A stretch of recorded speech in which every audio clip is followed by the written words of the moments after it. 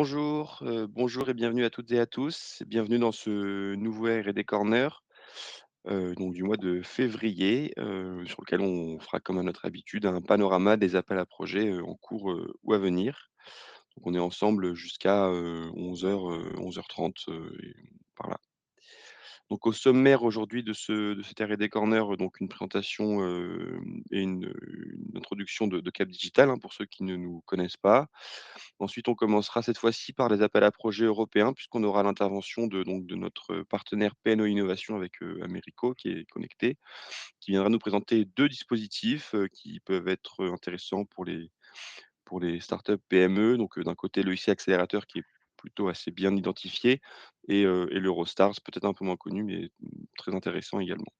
On enchaînera ensuite avec, les appels à projets nationaux et on terminera avec quelques appels à projets, de la région Île-de-France et les événements à venir de Cap Digital. Alors donc, quelques chiffres donc bon, là, c'est encore les chiffres 2024. On est en train de finir nos chiffres 2025, mais en quelques mots, Cap Digital, c'est un pôle de compétitivité qui existe depuis la création des pôles, donc depuis presque 20 ans. On fêtera notre 20e année, en 2026. On est une équipe d'un peu moins de 30 personnes et on est accompagné par, un certain nombre d'experts. Mérico d'ailleurs est également expert, Cap Digital. On rassemble environ 700 structures adhérentes à date avec donc une très forte majorité de start-up et de PME, mais également, une cinquantaine de grands comptes, des écoles, des laboratoires de recherche, des universités et autres, des collectivités territoriales et enfin quelques, fonds d'investissement également. On organise aussi tout au long de l'année, un bon nombre d'événements.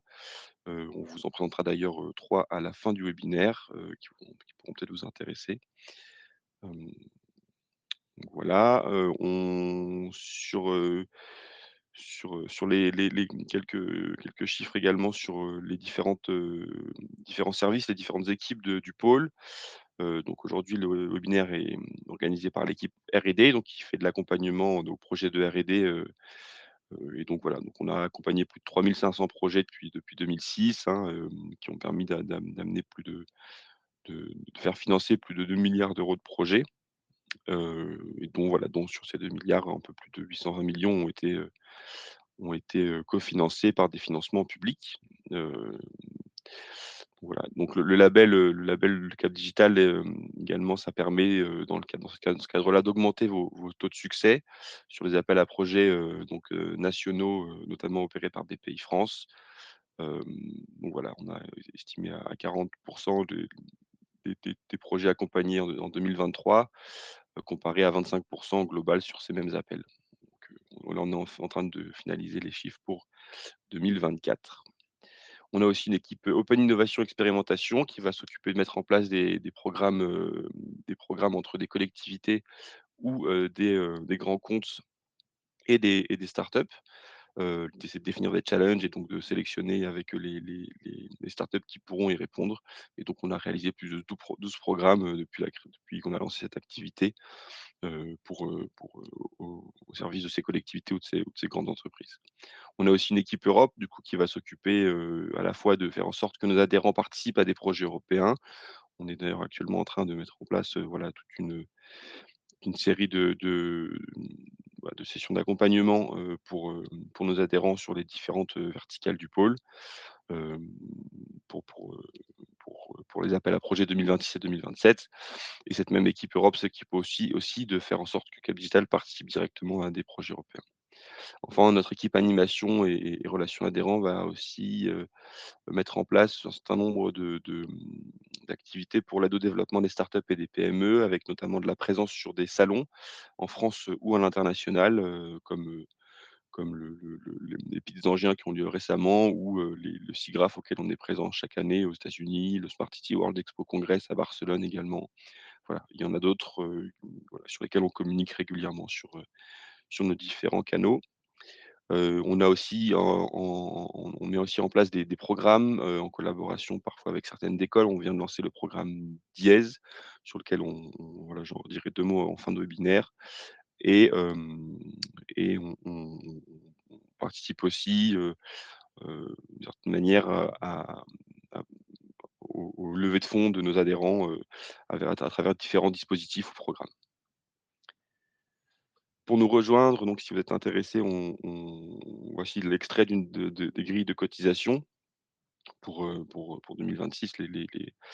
Les tarifs sont les mêmes, donc à partir de 350 € pour des startups PME et ensuite ça évolue en fonction de la taille de la société. Et voilà, ensuite un extrait pour les différents, types de structures, comme les organismes de recherche, des investisseurs ou autres, structures. Donc pour, le financement de la R&D chez Cap Digital, donc pour nous contacter, c'est, Alexandre et moi-même, hein, qui, proposons ce webinaire aujourd'hui. Donc il y a nos adresses mail de contact qui sont accessibles d'ici. On a également une adresse projet au singulier @capdigital.com qui permet de nous contacter directement, tous les 2 si vous avez des questions, sur, voilà, sur, le dispositif, si vous souhaitez nous rencontrer et si vous avez, un projet un peu plus concret.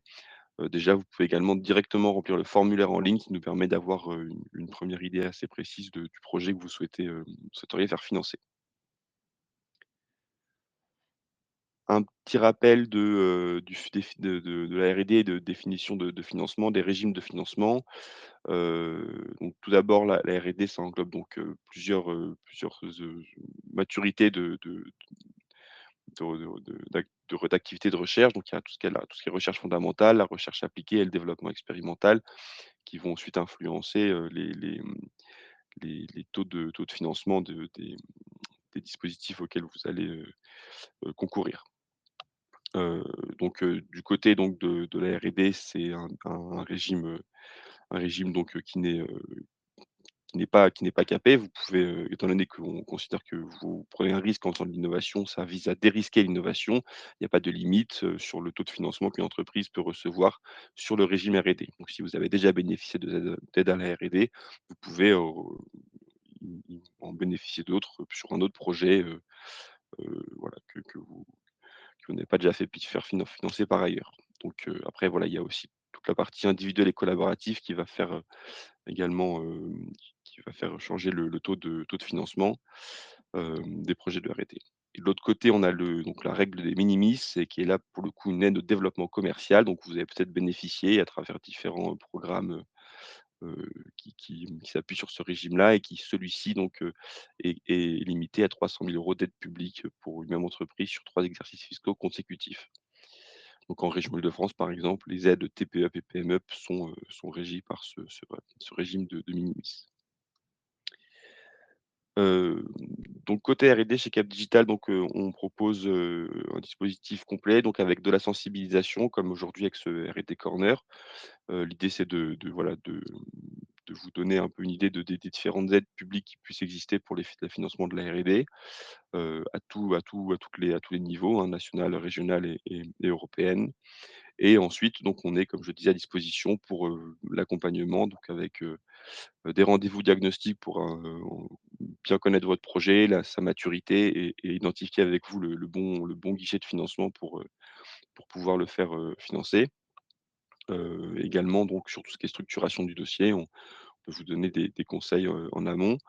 Heu, Si besoin, on peut également, vous mettre en relation avec d'autres adhérents de Cap Digital pour faire, émerger un projet collaboratif, hein. Ça peut être avec d'autres startups, avec des grands comptes pour avoir souvent des end users ou alors, avec de la recherche académique pour, heu, pour des projets, voilà, en partenariat public-privé.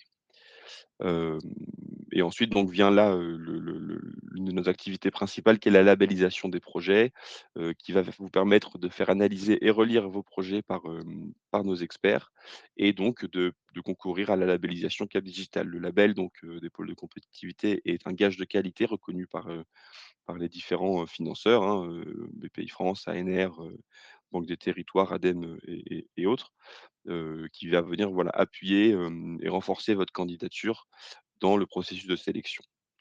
Et ensuite, donc, on a notre équipe animation et communication qui va pouvoir aussi, vous mettre en visibilité et valoriser, le projet, s'il est financé, auprès de l'écosystème français et même européen.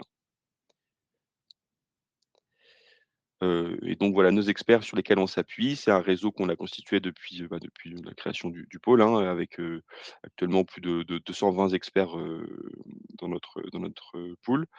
On a des experts à la fois sur toutes les technologies que l'on traite chez Cap Digital, des experts plutôt s'orientés business, des experts sur les différentes verticales qu'on adresse, donc la santé, la vie durable, les industries culturelles et créatives, le service retail, et cetera, et des experts également sur la partie plutôt prospective et sciences humaines.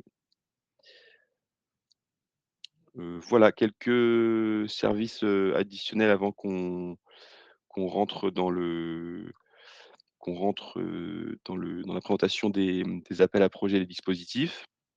Donc, déjà sachez que pour tous les adhérents Cap Digital, on a une convention de partenariat avec, l'Institut national de la propriété industrielle, qui, vous permet d'avoir, un rendez-vous gratuit avec eux, un rendez-vous d'une demi-heure, 1 heure, pour faire un premier diagnostic sur votre stratégie pays et mettre en place des actions.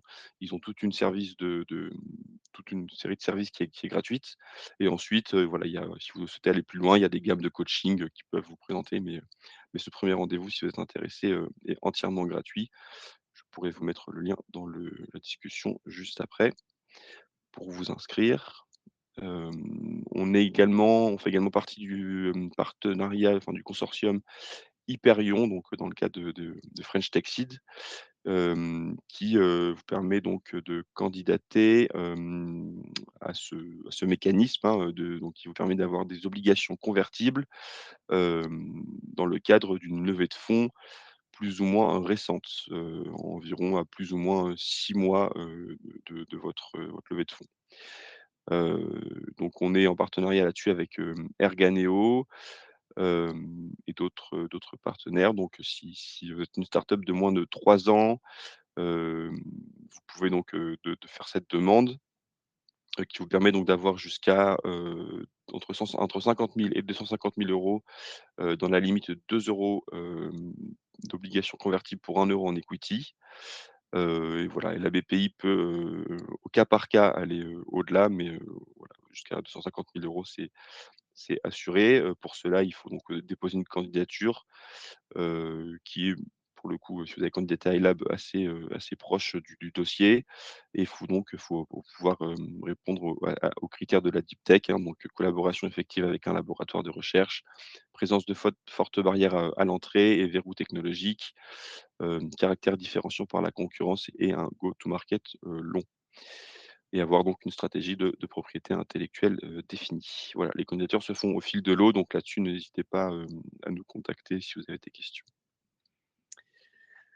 Et pour terminer cette introduction, pour vous rappeler qu'on a mis en place depuis, septembre dernier un réseau de partenaires R&D, donc pour vous aider sur, 3 niveaux d'accompagnement, voilà, l'accompagnement au projet de R&D, à sa stratégie de R&D. Donc sur la partie, hem, dossier de financement, on va dire régionaux et nationaux, on a sélectionné Sharpstone et Dynergy, et que quelques experts Cap Digital aussi qui proposent ce service en indépendant. Pour l'aide à la rédaction de dossiers, de financement européen, donc on a, LGI et PNO Innovation qui va intervenir juste après, et pour la partie fiscalité de l'innovation, ce sera avec, FRS et Finali qui, voilà, proposent ces services pour nos adhérents.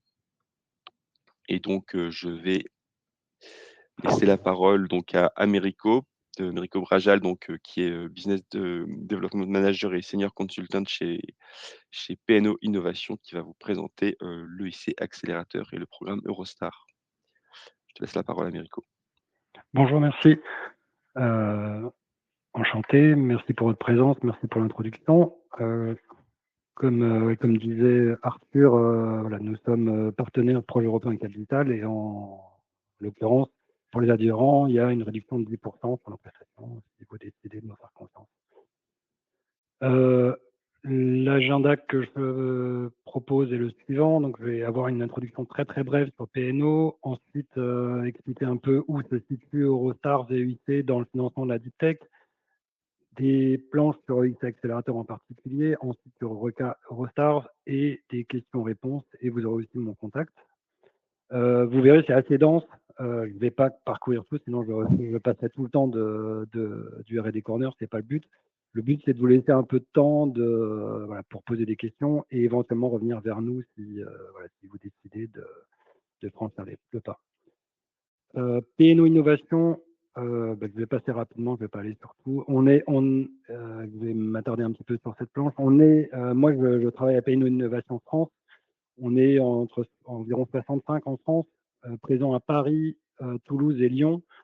Donc on est une PME, mais en même temps, on est pan-européen, on est 650 dans 10 pays. Et du coup, bah, on a l'avantage d'avoir des présences locales, mais aussi justement cet aspect international qui permet de créer des consortiums, de connaître des spécificités nationales, etc.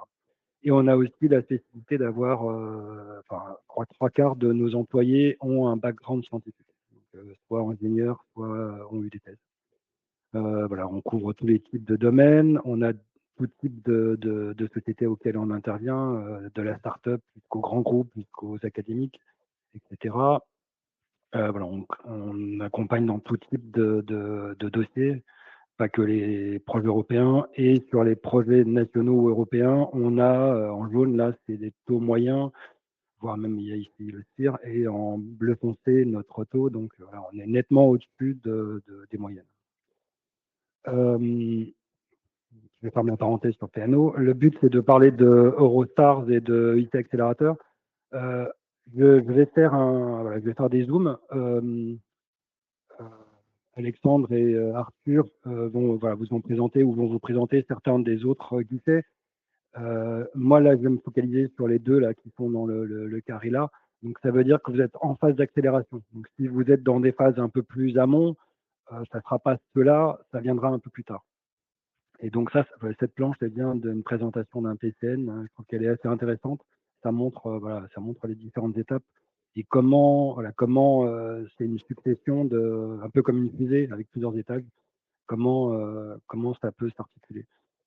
EIT Accelerator, pas mal des planches que je vous ai présentées là viennent d'un webinaire. Vous aurez le lien ici.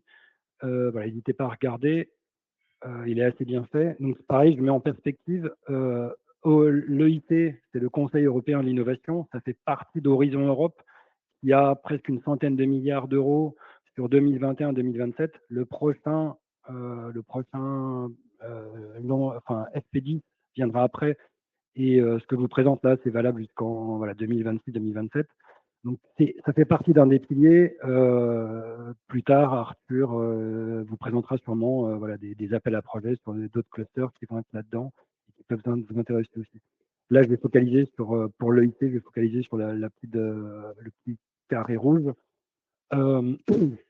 L'EIT Accelerator, il va vous aider pour passer de TRL 6 à 8 sur la partie subvention et éventuellement TRL 9, c'est un des rares guichets qui vous aide à avoir de l'entrée au capital, qui ne rentre pas dans cette règle des minimis. Et le IT Accelerator aussi, c'est un des rares dossiers européens où vous pouvez y aller tout seul. Donc ça a des doubles avantages et ça a l'inconvénient que, comme c'est un peu la Ligue des champions, tout le monde veut réussir à avoir cette aide.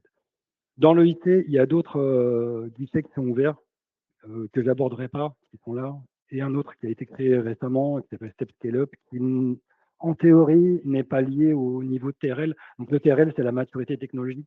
Voilà, en fonction de là où vous êtes, vous pourrez accéder ou pas à différents types de guichets d'appel à projet. Là, je remets les planches sur les différentes étapes qui étaient sur la page précédente. Donc, certains qui sont là, que je ne couvrirai pas plus tard. Mais voilà, suivant votre niveau de maturité, là, par exemple, c'est plus des appels académiques, etc. Et donc, vous avez une avancée au niveau TRL. Le X accélérateur va se placer un peu plus haut. Vous devez avoir fini un minimum TRL 5 et être à TRL 6. Et ça va vous amener jusqu'à 8 ou 9. Ça a deux parties, une partie subvention jusqu'à 2,5 millions maximum et une partie investissement. Je ne vais pas parler de IT Step Scale Up, mais ça peut être intéressant pour certains d'entre vous. C'est contrairement à l'EIT Accelerator qui est une description d'un projet, donc il va y avoir des lots de travail, etc. L'EIT Step Scale Up, c'est plus un document de levée de fonds. Et pour l'avoir, vous n'êtes pas obligé d'avoir fait un EIT Accelerator avant. mais ça peut être intéressant. Vous avez besoin d'avoir une levée de fonds entre 50 et 150 millions, donc ça va être peut-être pas beaucoup d'entre vous, mais voilà, ça peut être intéressant et on monte aussi le compte de dossier. C'est assez, voilà, ça vous aide à passer à l'étape suivante. Là, c'est pareil, une planche qui montre les nouveautés pour 2026. En fait, le IC Accelerator, ça existe depuis un moment. Certains d'entre vous ont peut-être connu l'instrument PME qui était il y a quelques années. En fait, le IT, ça passe son temps à changer. Il change de règles. À un moment donné, c'était sur un site internet, il fallait déposer des trucs. Après, ils sont repassés. Enfin, c'était un dossier au début. Après, c'est passé sur le site internet. Après, là, c'est repassé à un dossier. Maintenant, c'est devenu un dossier encore plus court. Euh, Ça change tout le temps. Donc, si vous avez déjà déposé par le passé et qu'il faut redéposer, éventuellement, il faudra changer le dossier. C'est un dossier c'est un montage qui se fait en plusieurs étapes, un peu comme une compétition sportive. La première étape, c'est une proposition courte, une dizaine de pages, avec quelques autres documents supplémentaires. Il y a une relève une fois par mois. Si vous êtes évalué positivement, ça vous permet d'aller à la deuxième étape. Donc, il y a un genre de filtrage, d'écrémage. Parce qu'initialement, voilà, ils se rendaient compte qu'il y avait trop de gens c'est trop facile, entre guillemets, d'aller à l'étape 2 et voilà, ils avaient trop de dossiers. L'étape 2, comme vous voyez, il y a beaucoup plus de documents, il y a moins de relève et elle est évaluée pareil, ils ont changé encore le processus. Là, il y a un expert technique qui va évaluer le dossier, qui peut vous poser des questions et ensuite elle sera évaluée par trois autres relecteurs. Il y a une note et vous avez environ un retour sous 2 mois.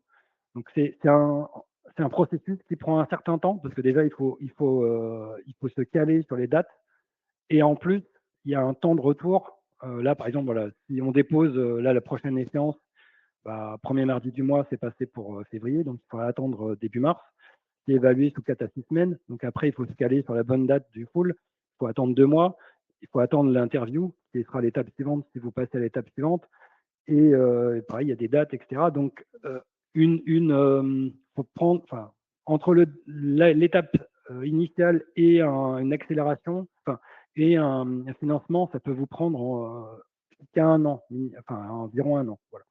Donc, ça, voilà, c'est pas quelque chose voilà, du jour au lendemain, quoi. Dans certains cas, si vous avez eu par exemple des financements nationaux, vous pouvez avoir la possibilité de squeezer cette étape-là et d'aller directement en full proposal. Ça s'appelle le plugin ou le fast track. Et ça, c'est géré par la BPI. Et donc, faut vérifier ce qui est éligible pour pouvoir aller directement là. Et point important aussi, si on est recalé 3 fois dans le processus jusqu'à 2027, on n'aura plus le droit de resoumettre. Donc, faut pas y aller juste pour tenter, pour voir comment ça se passe, quoi. L'oral est très important parce que c'est plus ou moins comme un oral de levée de fonds. En face de vous, ça va plus trop être des gens techniques, mais plutôt des gens liés au monde de la finance. Alors, il y a des critères d'éligibilité. Bien sûr, il faut être une start-up ou une PME. Le but, voilà, comme je disais, il faut avoir un maximum de trois candidatures. Il faut être un minimum à TRL6 au départ. Il faut que ce soit un projet qui a des impacts économiques, sociétaux, environnementaux, etc. Quoi d'autre? Oui, il faut que le projet rentre dans le cadre. Il y a une part subvention, c'est-à-dire pour aller jusqu'à TRL8, un financement jusqu'à 2,5 millions max, et vous pouvez avoir une aide, si vous décidez de l'avoir, entre 1 et 10 millions d'euros. Un changement potentiel en cours d'année 2026 qui n'a pas encore été acté, des projets qui ont un dual use, c'est-à-dire civil et potentiellement défense, pourront peut-être être ouverts. Voilà. Et un autre point aussi, si vous êtes accompagné par des cabinets tels que PNO, potentiellement, vous pouvez demander une aide de la BPI qui vous cofinancera jusqu'à un certain montant, la partie fixe du montage, qui peut être intéressant pour vous. Ça, pareil, j'ai repris un profil type des lauréats français pour que vous ayez une idée à quoi ça ressemble. Contrairement à ce que les gens peuvent croire, voilà, ce n'est pas des sociétés très jeunes, ce n'est pas nécessairement des grosses PME. Il y a un lien avec la recherche assez fort. Pas mal ont déjà eu des dossiers nationaux avant. Donc entre guillemets, voilà, la Ligue des champions, c'est la Ligue des champions européenne. On va pas s'attaquer à la Ligue des champions des PME, sans avoir montré sa capacité en national. Et aussi, la plupart des sociétés ont déjà fait des levées de fonds, ce qui montre un profil. Ça veut pas dire, voilà, ça veut pas dire que si vous rentrez pas dans ce cadre, vous n'aurez pas de financement, mais voilà, ça donne une idée. La France se positionne très bien au niveau des lauréats. Ça, c'était une photo, je crois, fin d'année dernière, comme je disais, là, au mois de novembre. Euh, il y a un écrémage assez fort dans les différentes phases. Et voilà, ça peut être vu comme étant assez, voilà, assez difficile à obtenir. On voit comment, par exemple, le PSG a eu du mal à gagner sa Ligue des Champions. Mais voilà, c'est qui tente pas, c'est sûr, on l'a pas, quoi. Et quoi d'autre? La France se situe un peu au-dessus de la moyenne européenne au niveau financement. Ça, c'est le financement global, donc l'aide fixe plus equity. Et si vous voulez savoir, j'ai mis aussi les liens des projets financés au niveau européen et des projets financés au niveau national. Comme ça, vous pouvez avoir une idée ouais, des profils des lauréats et aussi, ouais, est-ce que vos activités ont déjà été financées ou pas. Euh, Là, j'ai mis des erreurs types. Si je devais en résumer qu'une, c'est il faut qu'il y ait un effet waouh dès la première page de lecture du dossier, quoi. Les évaluateurs, entre guillemets, leur but, c'est de dégommer les dossiers. Et si dès la première page, ils ne sont pas convaincus qu'il y a du potentiel, vous aurez assez peu de chances d'être repêché. Il ne faut pas que ce soit un projet genre incrémental où ça a été fait ailleurs et je fais plus ou moins la même chose, etc. Il faut vendre du rêve.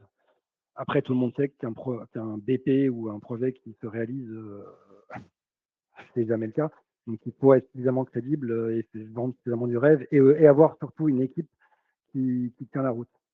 Donc, si ça, c'est une planche que j'ai créée, qui ne vient pas du webinaire. Si je devais me donner quelques conseils, cherchez l'effet waouh, vérifiez que ça n'a pas été financé par ailleurs et s'il y a eu des projets plus ou moins équivalents, comment vous vous différenciez, parce que c'est important de se montrer comment on est différent par rapport à l'état de l'art.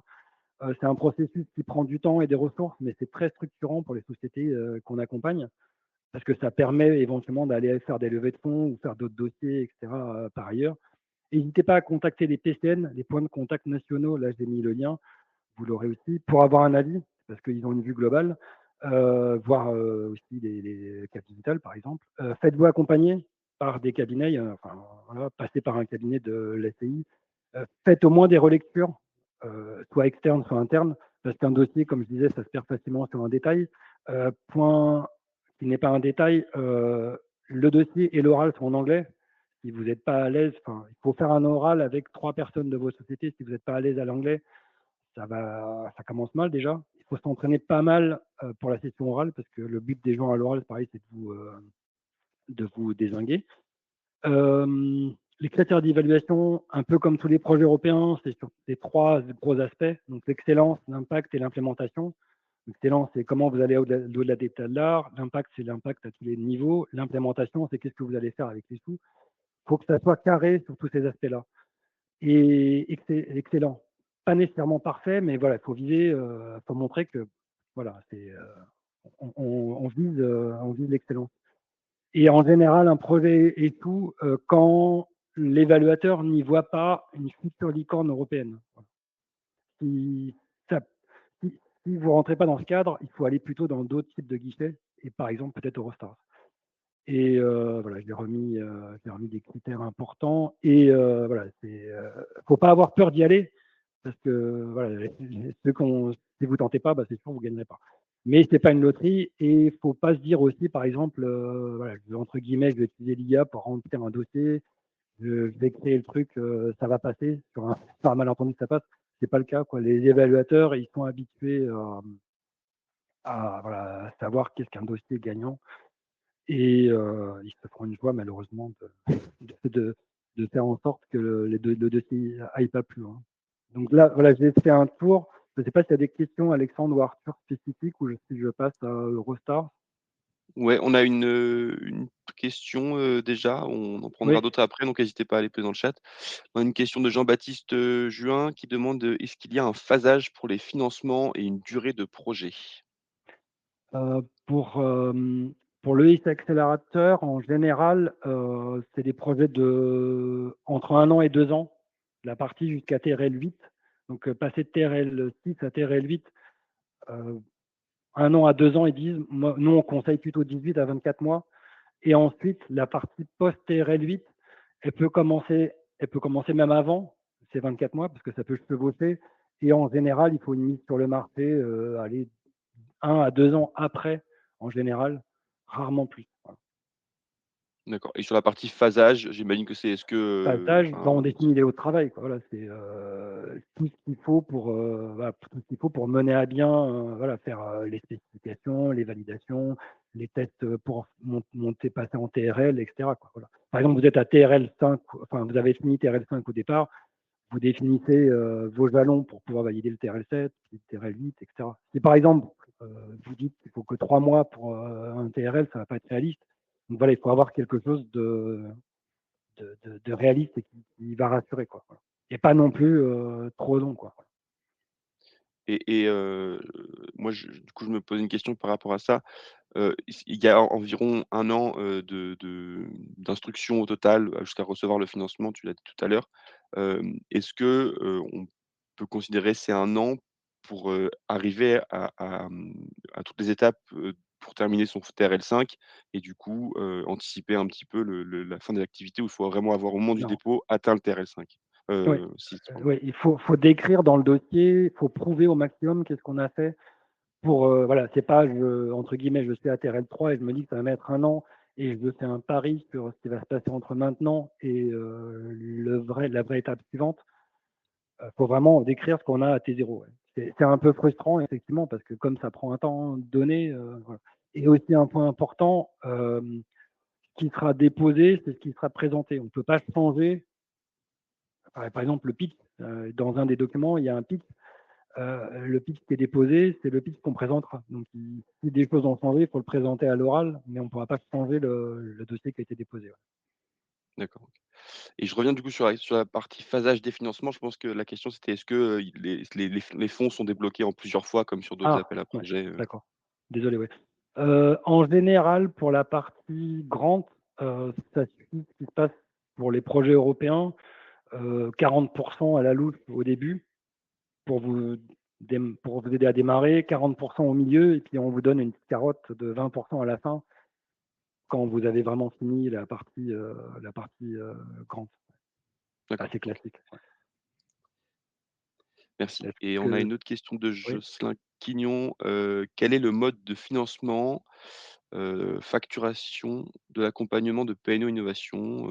Est-ce que c'est au succès suffisant? Là, c'est plutôt sur, voilà, Ah, votre type de. je pense que ça sera mieux de me contacter directement et de poser la question. Mais voilà, en général, comme je disais, la BPI va aider sur la partie fixe.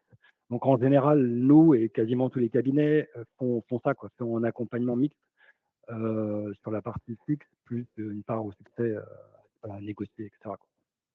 Mais OK. je vous invite à me contacter. Ouais, bien sûr. Merci. Et ben, pour le moment, il n'y a pas d'autres questions, donc on peut poursuivre avec le Eurostars et puis on fera une question, Ok, après. allez, c'est parti. Eurostar, là, je vous ai pris des infos qui viennent du site Eurostar. Alors, quand on parle d'Eurostars aux gens, la plupart pensent au train. C'est pas ça. Mettez pas juste Eurostar si vous cherchez sur Google. Cherchez Eureka Eurostar. Ça existait bien avant les trains. Alors, c'est un type de financement qui n'est pas orienté que uniquement PME, mais qui aide pas mal les PME. Et enfin, c'est assez intéressant, même si les taux sont plus faibles que le IT, vous verrez en dessous. Mais voilà, ça gagne à être connu. Voilà. Point important, il y a 7 critères qui sont éliminatoires si vous ne les avez pas validés et voilà, qui sont assez clairs. Je ne rentrerai pas dans le détail, on pourra revenir dessus si vous avez des questions. Mais voilà, il faut que ça soit essentiellement porté par des PME, il faut que ça soit dans des pays éligibles, etc. Il faut que le financement pour les PME soit suffisamment conséquent, etc. Un point très important, c'est un projet européen C'est-à-dire il faut faire intervenir au moins 2 pays différents, éligibles. Je vous me dirai lesquels sont les pays éligibles, après. Heu, il faut qu'il y ait au moins 2 pays éligibles, mais donc il y a une évaluation européenne, mais après ça va être un financement national. Alors ça, c'est un point très important parce que imaginons que vous avez un consortium, où vous ramenez 5 pays différents. Si jamais pour une raison X, Y, Z, sur un des 5 pays, il n'y a plus de sous, parce qu'il y en a d'autres qui vont être mieux que le vôtre, bah, votre projet ne va pas être financé. Donc il faut qu'il y ait, voilà, il faut que vous restiez raisonnable au niveau consortium. Donc nous, on vous conseille, vous verrez plus loin, on vous conseille des consortiums de 2, 3, maximum 4, et pas aller, au-delà de 2, 3 pays, parce que ça va vous augmenter des chances de problèmes de financement. Après, si vous êtes le meilleur des meilleurs dans tous les pays, vous serez financé. Faut contacter le plus tôt aussi des organismes nationaux, par exemple BPI en France, c'est le financeur en France, pour vérifier les budgets disponibles. Parce qu'en fonction des budgets disponibles et des critères spécifiques, et cetera, ça peut avoir des implications. Normalement, il y a 2 projets, 2 appels à projets ouverts par an. Là, le prochain, c'est au mois de mars. J'ai mis le lien ici, 19 mars. Le prochain sera en septembre, mais il n'est pas encore ouvert, il n'est pas connu. Euh, pour les taux d'aide en France, pour une PME, c'est 40%, un ETI grand groupe, 30%, les universités, 40%, et il y a tous les détails dans l'appel à projet. Il y a des critères de dépenses, enfin de mines, de max, etc. Et un point important, contrairement à l'EIT, d'ailleurs, je n'ai pas eu la question sur l'EIT, le taux de réussite moyen dans l'EIT, c'est 5 à 10%. Là, le taux de réussite moyen de Eurostars, c'est plutôt 25%. Et si vous passez par un cabinet, ça passe plutôt à 50% et plus. Donc, voilà, un dossier bien ficelé, vous avez pas mal de chances d'avoir un financement. Je continue. Les pays éligibles, c'est pas que l'Europe. Comme vous voyez là, il y a pas mal de pays hors Europe. Par exemple, il y a le Canada, si je me souviens bien, l'Afrique du Sud. Voilà. Ça fait un peu Eurovision. J'ai mis des croix parce que sur le call 10 qui est là, celui de mars, il y a des pays qui n'ont pas de financement. Donc, par exemple, la Grèce, Israël, etc. Et l'Italie, elle n'a qu'une part de financement. Donc, si vous avez des partenaires, par exemple, si vous vous dites, bah, moi, j'aurai un partenaire chypriote, c'est pas jouable cette fois-ci. Donc, il faut faire attention. C'est pour ça qu'il faut aller contacter, etc. Et point très important, la Belgique, comme c'est un très grand pays, elle a le privilège d'être cassée en 3 morceaux. Donc, si vous avez un partenaire belge, faites gaffe, parce qu'il y a la partie Bruxelles même, la partie Flandre et la partie Pologne. Parce que c'est un pays, voilà, spécificité belge. Et chaque région a sa spécificité. C'est assez drôle.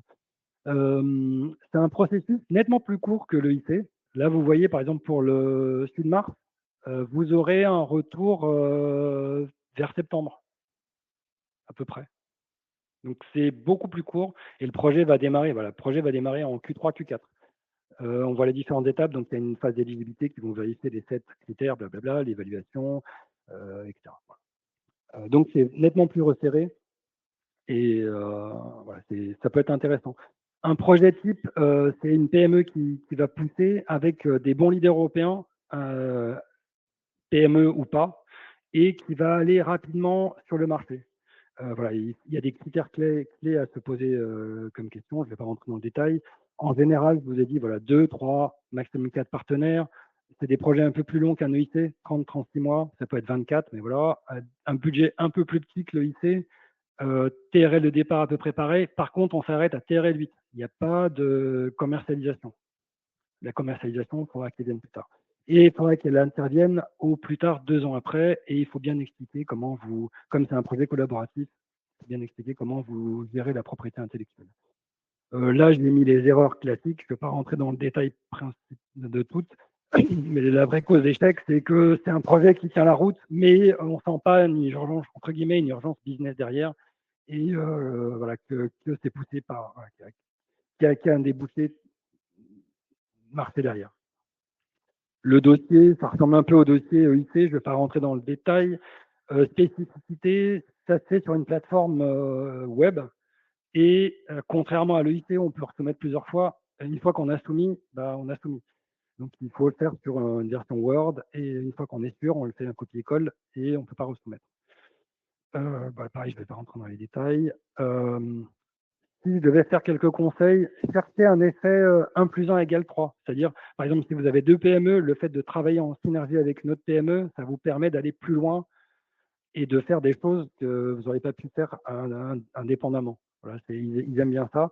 Valider les critères d'éligibilité, vérifier que les dossiers précédemment financés ne couvrent pas ce que vous voulez faire. Pareil, contacter les correspondants nationaux, comme je vous ai dit. Un accompagnement aussi, c'est important. Le dossier est en anglais, il n'y a pas d'oral. Par contre, je ne sais plus si vous avez mis, oui, je crois que vous avez mis, il y a des mini-dossiers en langue nationale, parce que comme il y a un financement national, la BPI, par exemple, demande un mini-dossier d'une page ou deux, qui est un mini-résumé en français. Donc, il faudra penser à le faire, et puis il y aura pareil pour les différents pays, etc. Il faut un consortium resserré. Vous dites pas que voilà qu'il faut y aller en ordre de bataille avec plein, parce que, comme je vous ai dit, plus il y a de pays, plus vous minimisez vos chances de financement. Critères d'évaluation, ça ressemble à ce qu'il y avait dans le IT. Donc, pareil, les trois phases, excellence, impact et implémentation. Quoi d'autre? Enfin, voilà, il faut que l'évaluateur soit convaincu que la PME peut transformer la R&D en un projet, voilà, en R&D collaborative, en un projet qui va arriver sur le marché assez rapidement. Par assez rapidement, c'est quelques années. Voilà. Et pareil, il faut pas se dire que c'est hyper compliqué. C'est des dossiers un peu plus simples que le IT. Voilà. Et je pense que j'ai fait le tour. Voilà, vous avez mes contacts, mon mail et mon téléphone. Et si vous avez des questions, soit sur l'Eurostar, soit à nouveau sur le IT, soit sur comment les deux s'organisent, n'hésitez pas. Merci Mirico. Alors on a, 2 questions mais qui sont, très liées. Hem, Est-ce qu'il existe un critère d'âge, pour les projets, Eureka, Eurostars? Heu, enfin, je pense que la question, c'est soit minimum d'ancienneté, notamment au bilan comptable, ou soit, à contrario, voilà, si on est une trop vieille PME, ça ne passe plus. Enfin, est-ce qu'il y a des critères, là-dessus? Non, non, il peut y avoir des PME qui ont soit des toutes récentes, soit qui existent depuis plusieurs années. Voilà. Le seul critère, c'est qu'il faut expliquer. Imaginons, sur l'Eurostar, je vous ai dit, par exemple, c'est une PME euh, postule, elle va être financée à 40%. Oui, j'ai oublié de dire, il y a l'aspect overhead, donc les surcoûts qui sont ajoutés à votre budget, etc. Donc, imaginons, vous avez un projet, vous êtes financé à 40%. Dans l'Eurostar, il faut quand même que vous justifiez comment vous allez cofinancer la part manquante. Donc, est-ce que c'est des fonds propres? Est-ce que vous allez avoir une levée de fonds? Voilà, comment ça va être financé? Et il y a l'aspect aussi, vous ne pouvez pas avoir un double financement européen. Par exemple, se dire, voilà, moi, une part, ça va être financé par Eurostar, et le même projet, l'autre part va être financé par l'EIT. Ça, c'est pas possible. Et pareil sur le IT accélérateur, je ne l'ai pas dit, mais imaginons, vous pouvez déposer soit uniquement la partie grant, soit uniquement la partie equity, soit le mix des deux. Mais imaginons que vous faites uniquement la partie grant, il faut expliquer comment la part 30% non financée, vous la cofinancez tout seul. Soit vous dites, bah, je fais mon EIT grant et une fois que ça sera fini, si j'ai validé TR réduite, je fais un EIT accélérateur qui fait le reste. Mais voilà, il faut expliquer la logique derrière. Voilà. D'accord, et sur, l'Eurostar, la part cofinancée, donc on va dire 40, elle intervient, uniquement en subvention, ou il y a un mix avec, Que de la sub, des que de la sub, ouais. que de la subvention? Ouais. Et pareil, il y a l'échelonnement un peu comme EIT, ouais. D'accord, OK. Bah, pour l'instant, je vois pas d'autres questions, ah si, il y en a une qui vient d'arriver. Est-ce qu'il y a des thématiques prioritaires sur le programme, Eurostars? Heu, c'est assez ouvert.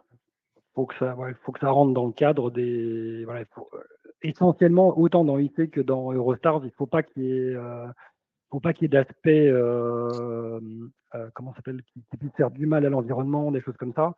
Et dans Eurostar spécifiquement, il y a écrit qu'il ne peut pas y avoir de dual use. Ouais. Après, c'est assez ouvert, ça peut être deep tech, ça peut. Voilà. Il y a, D'accord, donc il y a pas ouais, forcément, ouais. C'est pas comme le IT. Oui, je l'ai peut-être pas dit clairement. Le IT Accelerator, il y a deux types il y a le open, seulement qu'il n'y a pas de thématique, et il y a le challenge où il y a des thématiques qui sont bien définies et qui changent année par année. Et il peut y en avoir une des 4 thématiques, je pense, qui peut intéresser un des adhérents en CAP, et c'est Deep Tech Climat, je crois. Et voilà, pour voir comment vous rentrez sur les thématiques. Sur EuroIC, il y a des thématiques, sur Eurostar, c'est plus ouvert. Ouais. D'accord, et vraiment pas de même dans les Non, tendances des projets financés, non. de C'est choses pas assez, encore. c'est assez ouvert. Ouais. OK, merci. Du Ah, coup, merci, puis n'hésitez pas à me contacter. ouais, vous avez les coordonnées d'Americo, vous les aurez aussi dans les slides que vous recevrez à l'issue du webinaire, donc voilà, Merci à beaucoup. disponibilité pour vous répondre. Merci Américo. Merci, au revoir. Et donc on va poursuivre avec, les appels à projets, nationaux. Alexandre, je te laisse, la parole. Oui, bonjour. Donc, sur les appels à projets France 2030, donc je vais vous faire un petit tour d'actualité des projets en cours. Donc, on va commencer par des structurels avec IDEMO 5, avec une relève fin du mois, février. Donc, c'est rapide. Donc, IDEMO, voilà, permet appel à projet structurel qui a pour objectif de financer le développement d'entreprises industrielles et de services sur des marchés porteurs, créateurs de valeur et de compétitivité pour l'économie nationale, tout en adressant de manière très large des sujets comme transition énergétique, écologique et numérique. Et comme vous voyez, c'est assez large, donc ça permet de s'adresser à beaucoup de sujets. Donc, ça finance des projets d'innovation de rupture, des projets de R&D individuels ou collaboratifs. C'est ouvert à des entreprises acteurs de la recherche et ça vise à la structuration de la filière. Et voilà, l'intérêt, c'est de financer aussi le plan de développement de votre entreprise et de son activité. Donc, ça peut être individuel si vous n'êtes pas un grand groupe ou une UTI, ou collaboratif, dans les limites de 6 partenaires maximum, tout type de partenaires, donc académiques, entreprises, de toute taille, et au moins, dans le cas d'un consortium, une PME et une ETI. Budget, maintenant, il y a deux types de budget. Donc, pour le collaboratif, c'est supérieur à 4 millions d'euros, et l'individuel, c'est 2 millions d'euros, pour des durées de projet de 3 à 5 ans. Répartition, on a un taux d'aide entre 35 et 60%, que vous retrouvez assez classiquement, qui varie selon votre taille, le type de RD que vous faites et l'aspect collaboratif, avec une répartition de l'aide à 50-50 entre subventions et avances remboursables. Donc, si vous êtes intéressé, allez voir Arthur rapidement, qui s'occupe de cet appel à projet pour une labellisation. Après, au niveau des appels à projets thématiques, je vais en mettre plutôt 2 actuellement qui sont ouverts. Donc, on a Pionnier de l'IA, dont la relève est aussi assez dans pas très longtemps, le 10 mars. Donc, Pionnier de l'IA, objectif, c'est de soutenir des projets de RD à fort potentiel de rupture technologique, critère très important en retour de la première levée. L'aspect rupture technologique à justifier très fort et qui soit capable de générer un impact durable sur l'économie et de contribuer à la souveraineté nationale grâce à des innovations d'intelligence artificielle. Donc, impact par l'économie, on vous demande aussi d'être très très au fait et très clair sur voilà, le cas d'usage que vous voulez traiter dans un secteur prioritaire. Il y a 4 secteurs prioritaires, donc production industrielle, santé, transition écologique et sécurité, sécurité extensible, dont la cybersécurité, tout en sachant que si vous êtes en dehors de ces sujets, très peu de chances d'être pris pour le coup. Donc, voilà, il y a une petite spécificité de cet appel à projet. Vous allez être financé. Cet appel à projet permet de financer votre projet en 3 phases. Donc, vous avez une phase 1 qui est celle qui nous intéresse aujourd'hui pour la relève du 10 mars, qui vous permet de financer une étude de faisabilité jusqu'à 100 000 ou 200 000 euros selon le budget que vous présentez, sous forme de subvention pour faire une étude de faisabilité en 6-12 mois, selon ce que vous choisissez. Après, si vous réussissez cette étape, vous pourrez recandidater pour être sélectionné en phase 2 et produire un démonstrateur pour 800 000 euros de financement possible. Et si vous réussissez votre démonstrateur et valider vos KPI et être resélectionné, en phase 3, vous pouvez réaliser un MVP de TRL 7 à 8 avec un financement jusqu'à 8 millions d'euros. Donc, principe un peu d'entonnoir sur les projets. Donc, les types de projets qui sont attendus, mise en œuvre d'une innovation technologique qui a un impact transformant sur un domaine d'application, démontré par le traitement d'un cas d'usage identifié, avec en particulier, vous pouvez travailler sur les interactions des modèles avec des environnements complexes, notamment sur l'IA appliquée à la robotique ou les IA agentiques, architecture des modèles, monde physique, etc. Vous pouvez aussi des sujets comme les méthodes d'entraînement avec des données synthétiques, des corpus multimodaux. Comme je vous l'ai dit, vous situez dans les 4 secteurs prioritaires, voilà, forcément. Et après, il faudra être capable de justifier la capacité à mobiliser des bases de données inédites et des bases de grand volume pour faire des travaux d'IA. Donc, à retenir, c'est porté par BPI France pour le parcours, on va dire, entreprise et INRIA pour un parcours porté par des académiques. Donc, de parcours. Vous pouvez faire des projets individuels ou collaboratifs, tout en sachant que dans le cas d'un collaboratif, c'est maximum 3 partenaires sur l'ensemble des trois phases que je vous ai dit. Tout en sachant que les partenaires peuvent rentrer et sortir à différentes phases. C'est assez ouvert sur ça. Et dans le cas d'un collaboratif, on attend un portage PME, ETI. Voilà. Et c'est ouvert, laboratoire public, PME, ETI. L'aide, je vous l'ai dit, hein, de 100 000 en phase 1 jusqu'à 8 millions en phase 3. Il y a des projets pour cette phase 1, 6 à 10, 12 mois, tout en sachant qu'on attend plutôt des projets sur l'ensemble des phases sur 3 ans, on va dire, à peu près.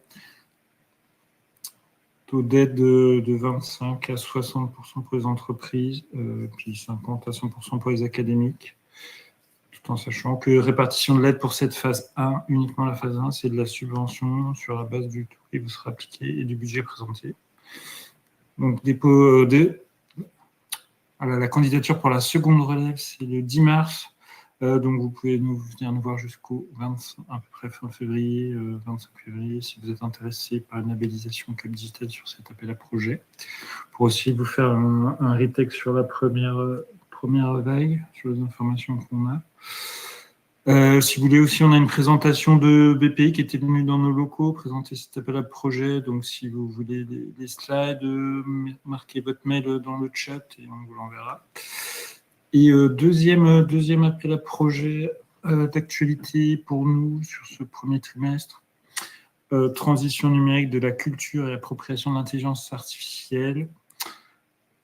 Donc, objectif vise à accélérer la transition numérique des secteurs culturels et créatifs à travers le développement, l'appropriation et le déploiement de technologies innovantes telles que l'intelligence artificielle afin de renforcer la compétitivité et la résilience de la filière des industries culturelles et créatives françaises. C'est un appel à projet qui cherche à répondre à plusieurs enjeux qui se posent à la filière, notamment voilà, la question des compétences et de l'intégration des innovations, le développement et maîtrise de la chaîne de valeur, notamment l'aspect souveraineté, notamment la question de la découvrabilité des contenus culturels francophones et la promotion de la diversité. Donc, j'ai dit souveraineté technologique, culturelle et soutenabilité. Il y a des questions aussi des enjeux sur la maîtrise de la donnée, la sécurisation, la répartition des droits et aussi la lutte contre les désinformations qui fait partie des sujets adressables.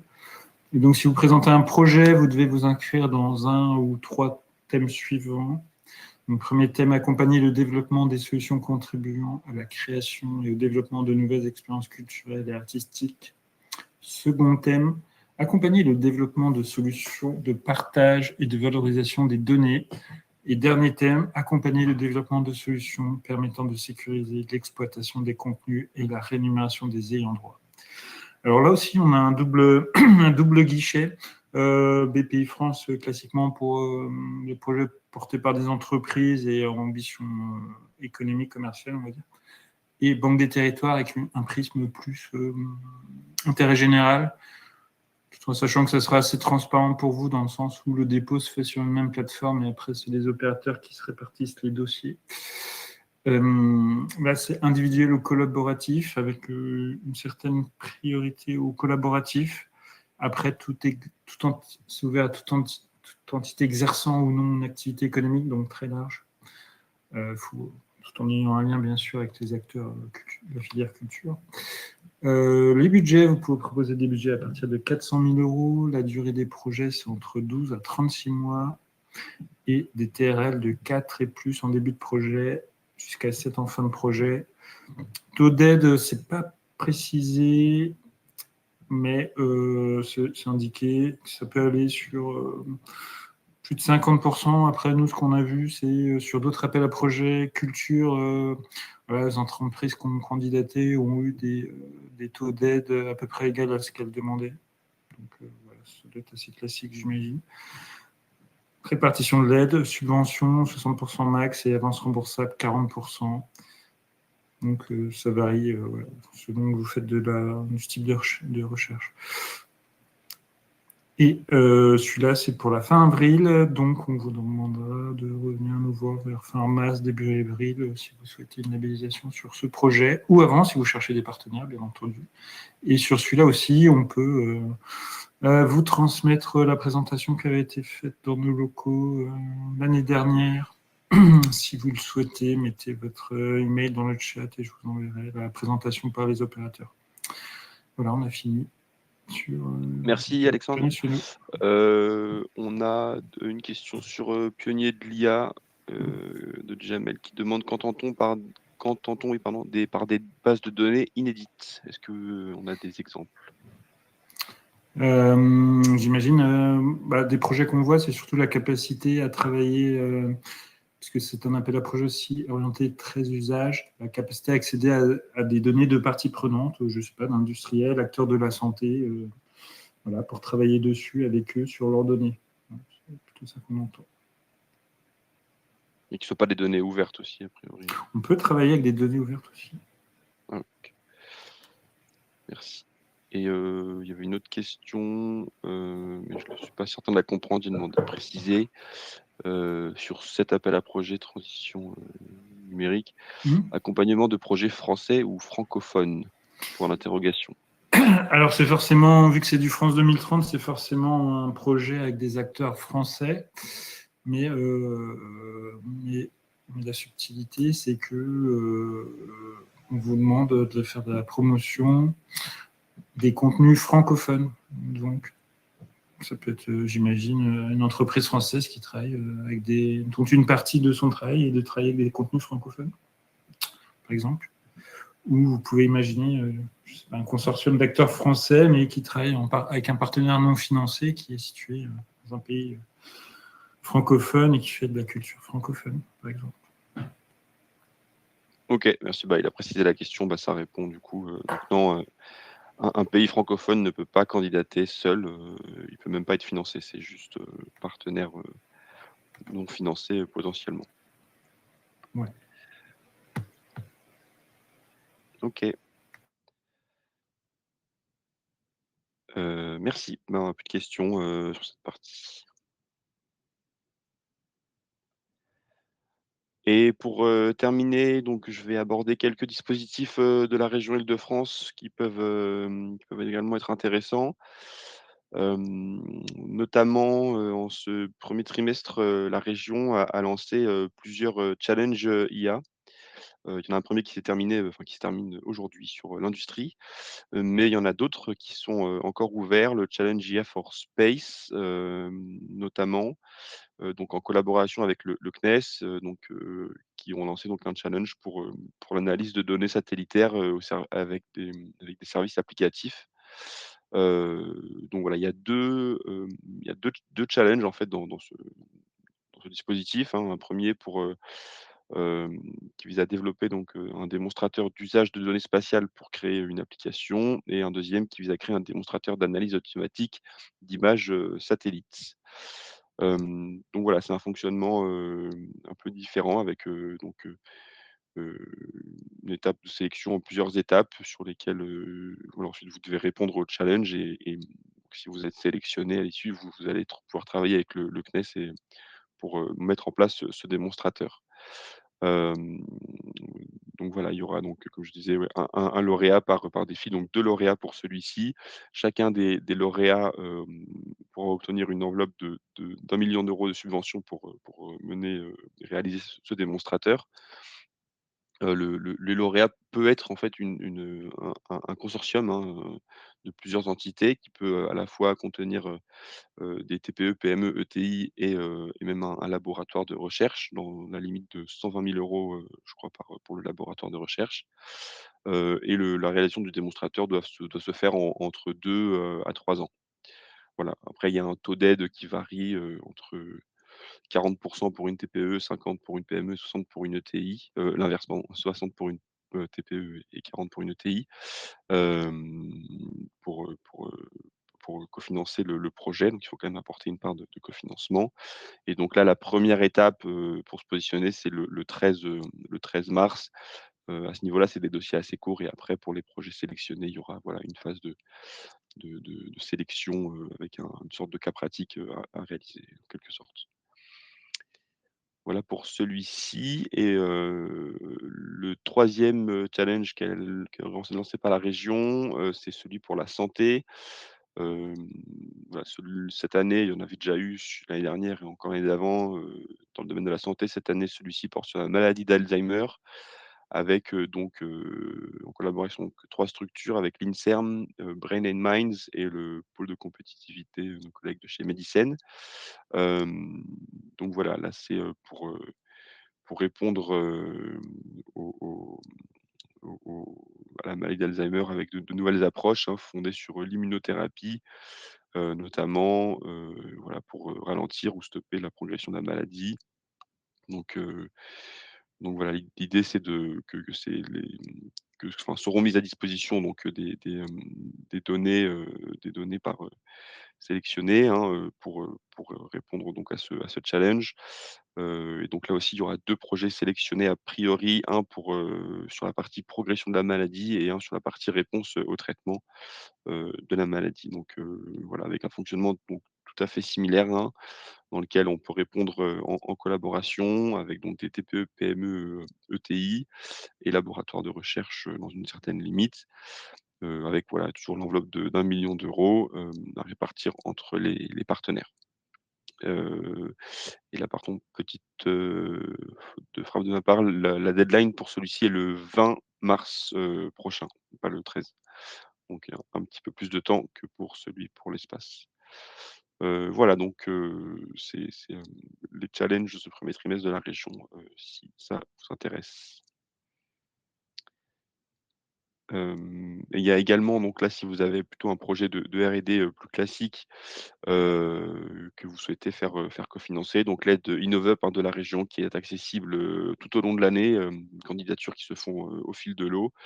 Voilà, ça peut être sollicité pour financer à la fois des projets, en phase de faisabilité, de prototypage, de développement, voire d'expérimentation. C'est vraiment, assez large sur le type de projet, attendu, hein.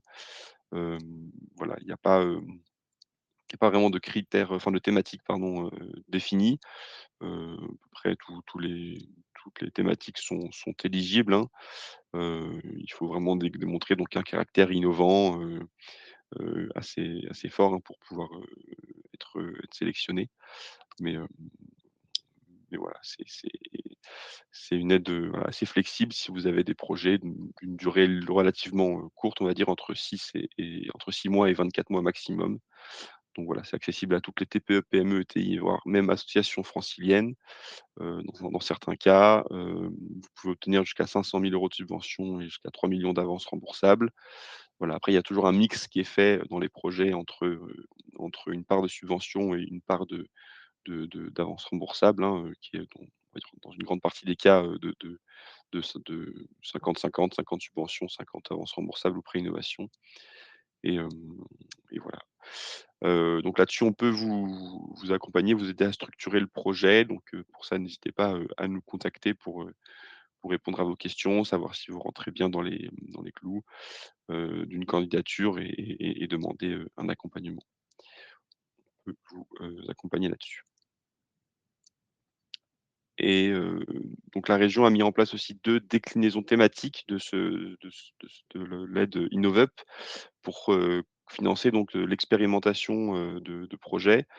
Donc sur des TRL donc là plutôt assez élevés, TRL, minima, 6-7, hein, pour pouvoir, venir tester en conditions réelles sa technologie, ou sa solution, hein. Donc une première déclinaison thématique sur la transition écologique des territoires.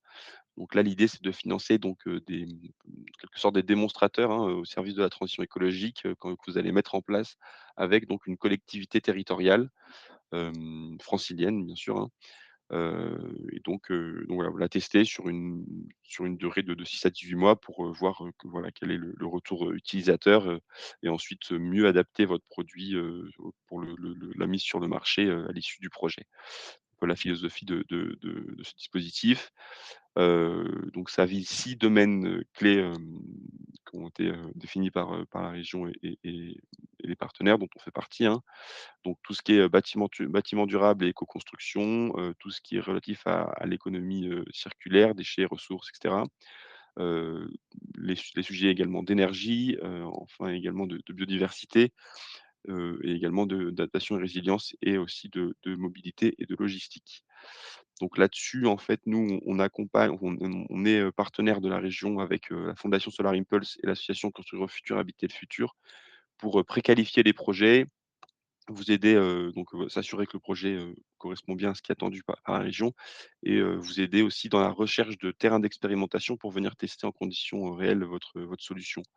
Alors on échange avec pas mal de collectivités, franciliennes ou autres structures, qui peuvent également accueillir des solutions innovantes pour vous mettre en relation et que vous puissiez tester votre solution.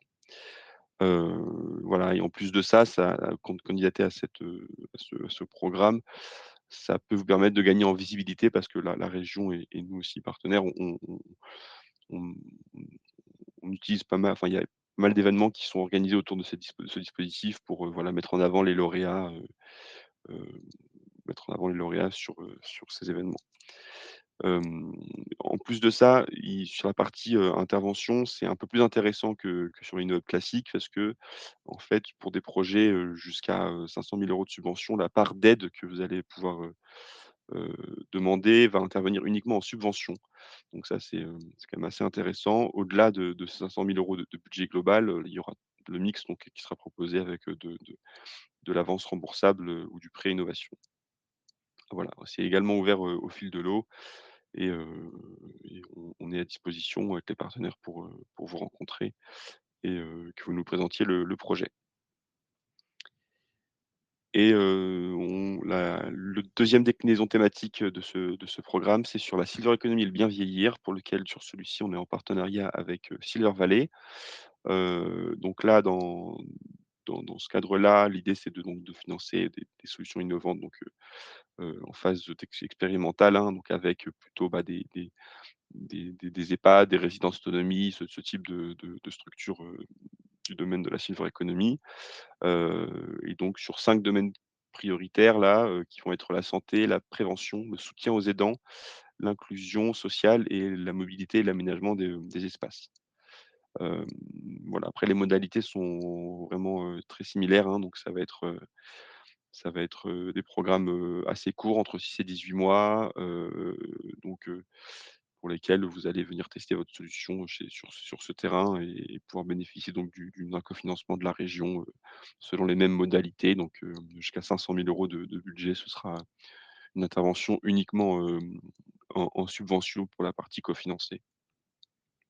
Voilà, donc là aussi, avec Silver Valley, on est à disposition pour, préqualifier le projet, voilà et vous mettre en relation avec des terrains d'expérimentation dont on sait qu'ils souhaiteraient, voilà, répondre à des enjeux par des solutions innovantes.